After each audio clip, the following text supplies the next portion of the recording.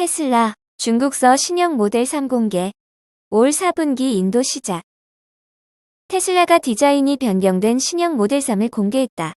블룸버그 통신 등 외신에 따르면 테슬라 차이나는 이날 웹사이트를 통해 중국에서 곧 판매를 시작하는 모델 3의 부분 변경 모델을 공개했다.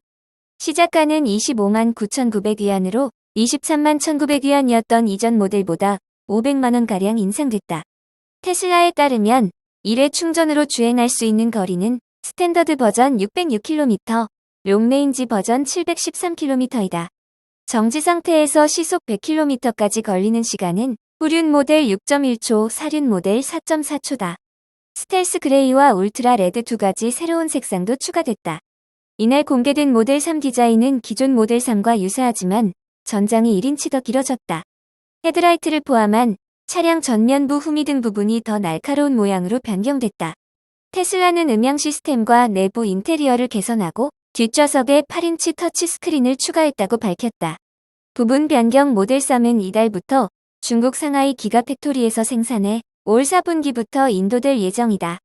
테슬라는 미국 캘리포니아주에서도 부분 변경 모델 3을 생산할 계획이며 중국과 일본, 유럽주, 중동 시장을 시작으로 차량 판매에 나서겠다는 방침이다.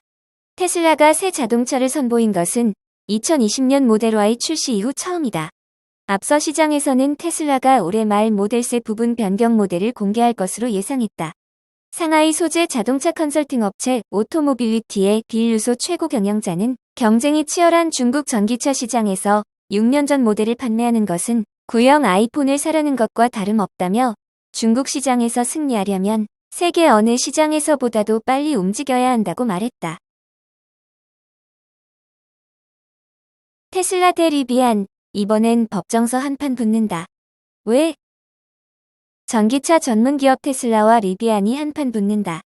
전기차 시장이 아닌 법정에서다.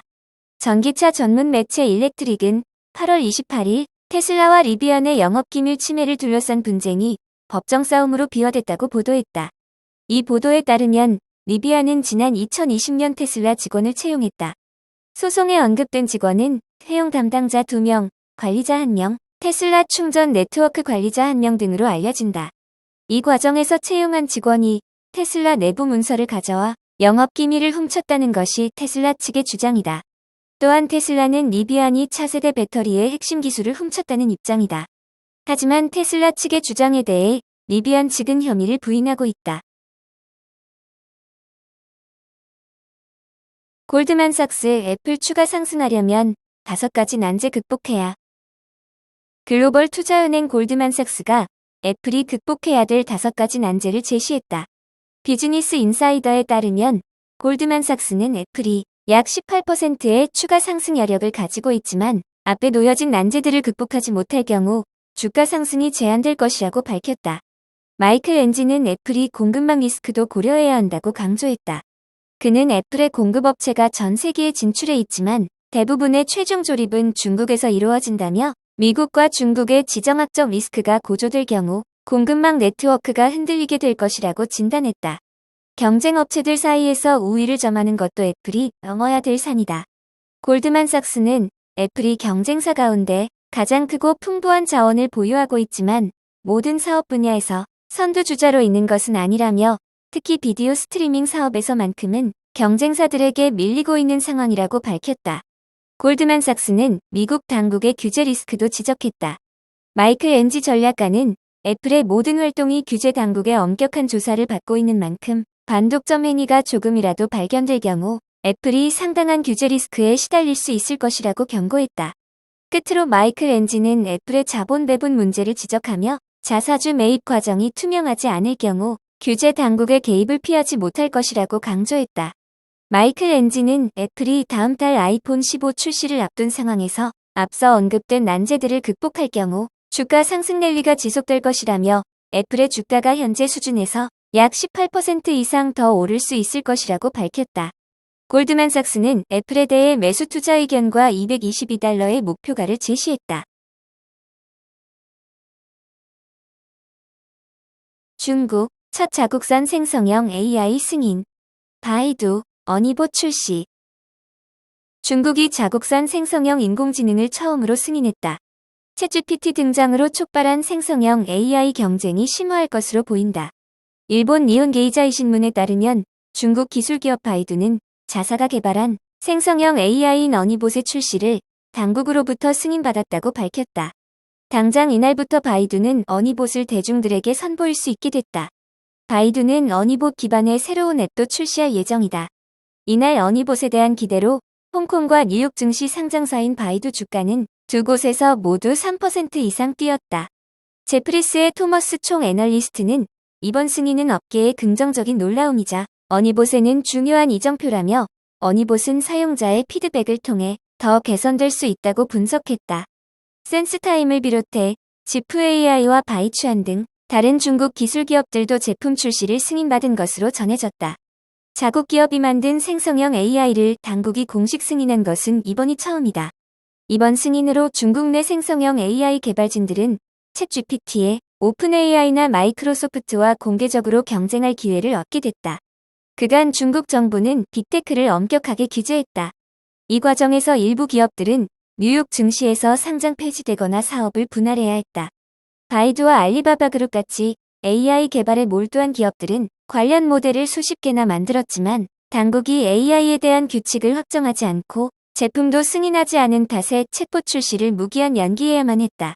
모델을 만들어도 대중들에게 선보이지 못하면 추가 데이터를 수집하지 못할 뿐더러 문제점도 확인할 수 없어 챗GPT처럼 이미 시장에 출시된 제품과의 격차는 벌어질 수밖에 없다.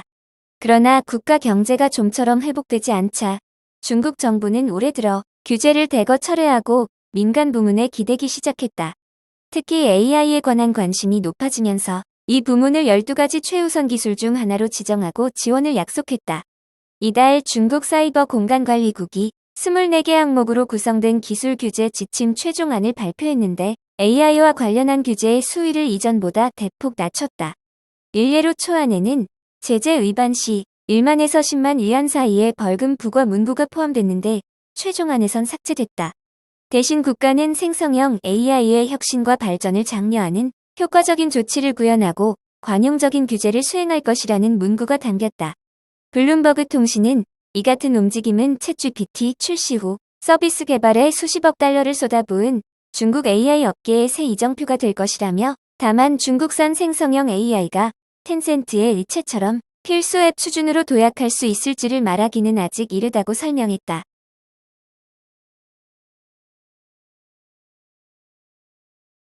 중국 EV 스타트업 니오 자체 휴대폰 9월 말 출시. 중국 전기차 제조업체인 니오가 자체 휴대폰 출시일을 확정했다. 이는 스마트폰과 자동차 기술 간의 통합이 증가하고 관련 매출을 확보하기 위한 경쟁이 심화되고 있다는 신호이다. 마켓워치에 따르면 니오는 9월 하반기에 휴대폰을 출시한다고 발표했다. 이 휴대폰은 NT 2.0 플랫폼을 기반으로 구축된 차량을 사용하는 운전자에게 더 나은 경험을 제공할 것이라고 밝혔다. 이 회사의 최고 경영자인 윌리엄 리는 그러나 다른 휴대폰 제조업체와 경쟁할 생각은 없다고 주장했다. 니오의 휴대폰은 안드로이드 운영체제를 실행한다. 차량 소프트웨어와 운전자의 스마트폰과의 통합은 자동차 산업에서 점점 더 중요한 부분이 되고 있다. 제네럴 모터스는 올해 초 자동차 디스플레이를 통해 스마트폰을 사용할 수 있도록 애플의 카플레이 앱과 유사한 기술을 삭제하고 맞춤형 소프트웨어로 대체하겠다고 발표해 자동차 업계를 놀라게 했다. 전날 실적을 발표한 니오는 월가 컨센서스에 못 미치는 실적인 12억 달러 매출의 주당 45센트의 조정 손실을 보고했다. 블룸버그에 따르면 월가는 매출 13억 달러의 주당 약 33센트의 손실을 예상하고 있었다.